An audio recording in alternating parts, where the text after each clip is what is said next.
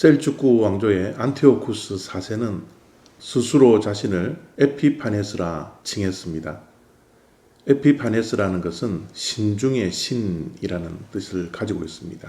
자신을 신중의 최고의 신이다라는 엄청난 착각과 교만을 가졌던 인물이죠.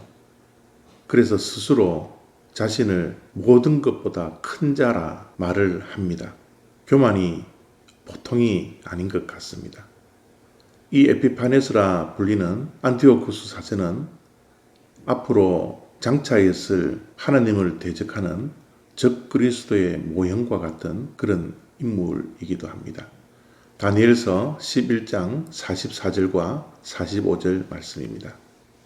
그러나 동북에서부터 소문이 이르러 그를 번민하게 하므로 그가 분노하여 나가서 많은 무리를 다 죽이며 멸망시키고자 할 것이요 그가 장막 궁전을 바다와 영화롭고 거룩한 산 사이에 세울 것이나 그의 종말이 이르리니 도와줄 자가 없으리라. 동북에서 오는 소문이 있다고 말을 합니다.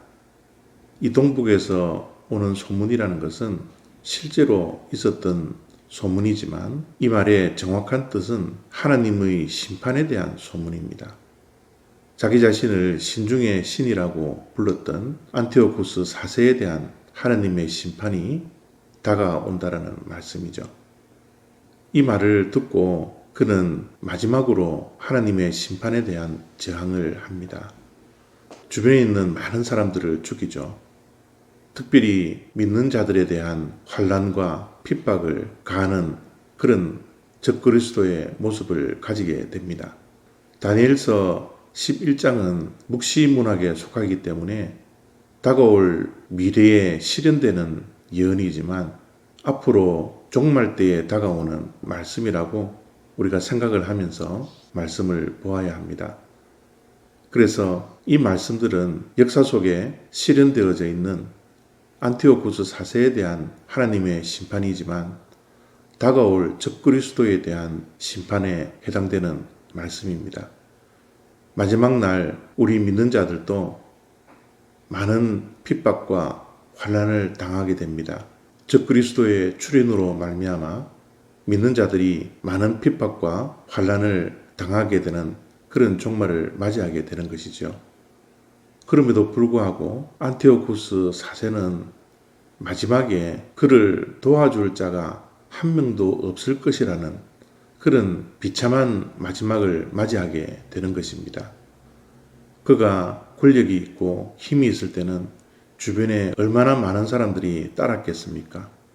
주변에 그를 도와줄 자들이 힘과 권력이 있을 때는 많았음에도 불구하고 마지막 때 하나님의 심판이 이를 때는 아무도 도와줄 이가 없는 비참한 말로를 맞이하게 되는 것이죠. 그는 천하무적이었습니다. 아무도 그를 대적할 이 땅에 존재는 없었습니다. 그러나 하나님의 심판이 이르자 촛불 꺼지듯이 그 불빛이 꺼져 버렸던 것입니다. 이 땅의 권력과 힘이라는 것이 그렇게 허무하게 끝나는 것입니다. 우리 또한 마찬가지입니다.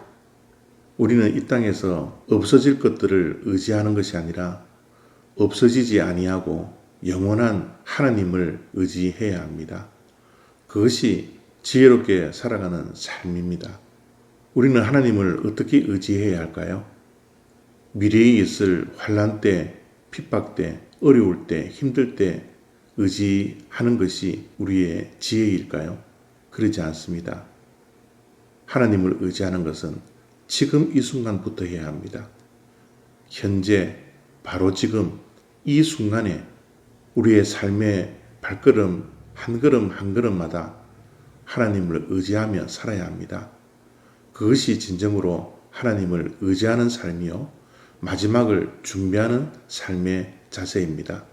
오늘도 우리는 다른 것 의지하지 않고 오늘도 우리는 없어질 것 의지하지 않고 바라보지 않고 우리의 힘 되시고 영원히 우리와 함께 해주실 하나님, 그 하나님을 순간순간 의지하며 살아갈 수 있는 저와 여러분 다 되시기를 바랍니다. 감사합니다.